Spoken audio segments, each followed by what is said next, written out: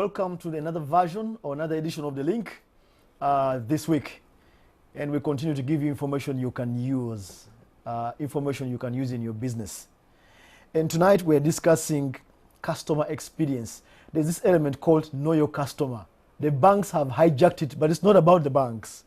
It's about your business too. And tonight my guest is Agnes Animo, who is a customer experience expert. Agnes, welcome. Thank you for having me. So how can an ordinary business, SME if you like, apply KYC, know your customer, without being intrusive to the customer, asking too many questions? Well, Samuel, that can be done in very many ways, but I'll limit it to just a few. Yeah. The most practicable one that I would advise many SMEs is to conduct market research. Okay. And what does that involve? It involves, one may wonder, thinking that it involves a lot of money. But yes, for an SME, if you're able to inject the money, the better. However, if you're not able to, you can actually do the market research yourself. Okay. Take an example. If you want to start, say, a school, in your area code, or you have a target location, and you identify that you have a lot of potential students, but the parents are crying foul. Maybe the other schools that are within the community are very expensive also. You as the proprietor, you can decide to talk to the parents. Okay. What are they looking out for? Is it a cheaper school? Is it a school where they provide meals? Is it one that provides a van? That is market research. So based on that, then you can bring your product to the market. So basically asking questions. Yes, that is market research. Target group, once you have your target group, then go ahead and find out what is applicable for them, then come up with a solution based on their product. Okay. So that is one. That is low-hanging, huh? Yes. Then when you have customers or potential customers who will come, say for a business downtown that deals in shoes, yes, you have potential customers who will come and ask, how much is this, or do you have it in another color, or what? In case of shoes, now I'm giving an example. So what you would want to do is to engage them in a conversation. But as you engage them in a conversation, yes, some will listen, some might not give you the airtime. But for those that are willing to engage in the conversation, probe more. Why is it that you want the blue shoe and not the red shoe? Why is it that you're shopping at this time? Not in a rude way, but in a way that actually gets them answering most of your questions. Yes.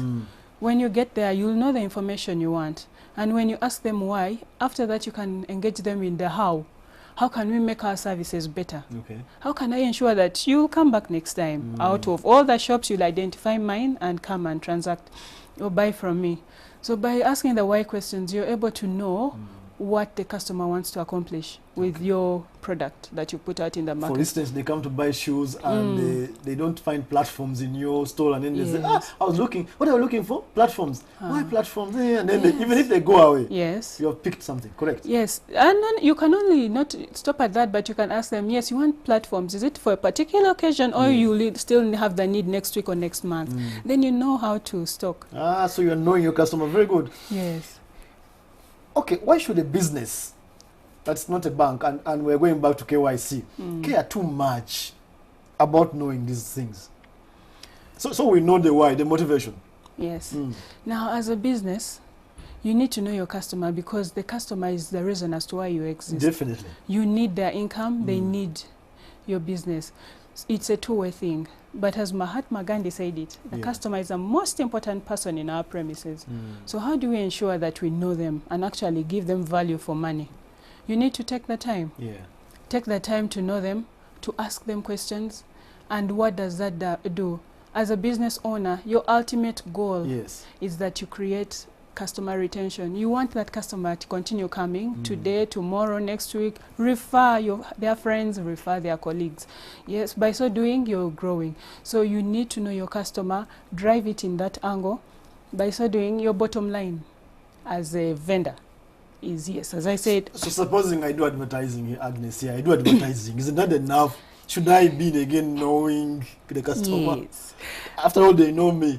In Uganda here, I'll just quickly chip in some statistics. 4%. You know, the conventional way of, yes, I've come up with a customer, I'll do my advertising and attract these customers.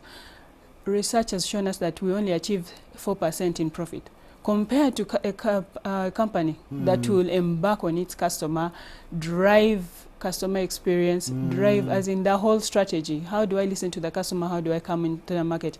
Such a business has the potential of gaining up to 60% in profit. In other words, by knowing the customer, I'm going to do things that respond to them. Exactly. You'll be adding value to them. They want you to demonstrate that you're actually not ripping them off or just shoving your product down their throat.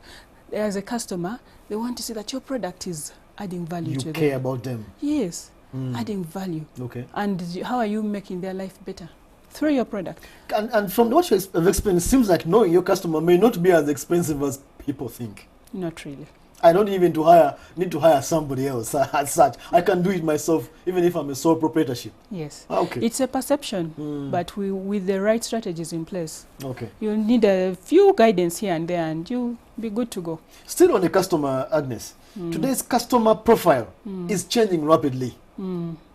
How significant is that fact that the customer today, they are fleeting? You cannot capture them in one position. They are always moving. Why should I take note? Well, with that, Samuel, I'll answer it with an example. Okay. Take for example, when I was a child, when I had my birthday to celebrate, my mother would quickly run to the shop, buy the ingredients for making a cake, say icing sugar, the flour and everything, put the cake together, buy sodas, and then invite my colleagues and we celebrate at home. Years later, parents started buying ready-made cake from the supermarket. Okay. And they come and they celebrate at home. Now, Samuel, what happens is, yes, a child has a birthday to celebrate. Okay. The parent will just call up their favorite restaurant. Once they know the details, either it is 50 guests or whatever, the child wants chocolate cake or velvet, then they'll just call a table for 50 people, the cake should be velvet, these are the words. So what does that show? Yes, our customers are changing on a daily. Customers want fast service. They want convenience. Okay. They are beginning to know their rights. They want assurance from the vendor that when I actually give you something to do, you will do it, you will deliver. So they want fast service and they're willing to pay premium. So how, as a business, how do we catch up? The only way is to know your customer and actually drive it in that angle. It kind of also, I see, concluding from what you just said, it kind of gives you an edge over maybe competition. Is that right? Many things it does. Now imagine the 50 people who have come to your business to celebrate. They will, if you get it right, tomorrow they will be like, oh, I also want to celebrate my, positive word of mouth. And before you know it, from one business, imagine all the 50 come. And also them, they will refer to others. Do you see how the business keeps growing? Without advertising? No, you don't need to incur costs in advertising. Very interesting. How critical is technology in this KYC business? And here we are focused still, Agnes, on a small business, small budget, small operation. Yes. How critical is technology? Okay. Technology is everything. In order to survive in this global village, technology is everything. It depends on what investment you want to put into your business at what point in time. 90% of potential consumers we use devices, that is the phone or the computer or whichever, to complete our daily tasks. 90%. Yes. So as a business owner, you need to go into the omni-channel, meaning cater for the online customers as well as the offline. The offline are the ones who will walk in. You don't need to create a great customer experience for only the walk-ins. Okay. But you'll also need to venture into other channels like social media, mobile apps, e-commerce, which many businesses use. So how do you enhance those areas to ensure that your customer who walks in has the same experience as those that will use your Twitter handle, those that will use Facebook and the like?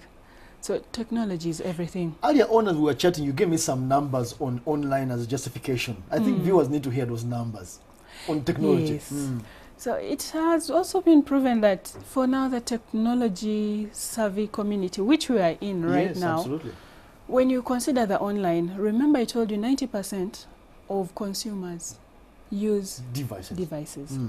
Of the 90%, that means they go online at one point or another. They'll use data either to email or to contact you on Twitter, or tell you I'm not happy with this product or anyway, in whichever way. So now research has also shown our research has shown that 4% of online users, of the 90%, there's 4% growth in their purchases. Okay. When they come to your shop. So of the 90, yes, the ones who go online, there's 4% growth. More in those of the 90 yes. demand when they walk into their shop, into your shop as a business owner. Okay. And then there is a 10% increase when they use it online. So they buy more online? Online than they actually buy face-to-face. Okay, maybe we need to, in future, to look into that and wonder what is the psychology of when I see it online, I want to buy more. When I walk into the shop, I may buy less. No, Sam, you don't even have to say in the future. Take yourself as a study. Would you want to go to Chikubo, or do you want to eat some, say, pilau? There is Jumia. Do you want to order online, or do you want to walk to their offices? What is online? No sweat. So definitely. So you don't even have to look far. These are the simple things that we put in place. And how do we handle the customer that orders online? Bear in mind that customer doesn't want to feel that he's talking to a robot. He wants to see that personal touch in the engagement. Okay. So even when you develop your technology, make sure that you leave in some human component. Okay. Yes. Thank you, Agnes. Animo, we never have enough time to discuss these things, but we try to give a synopsis of these things. So you are a small business. KYC, know your customer, has nothing to do with banks exclusively. It can also help you. And tonight we have been discussing the same. That was the link. Thank you for joining us.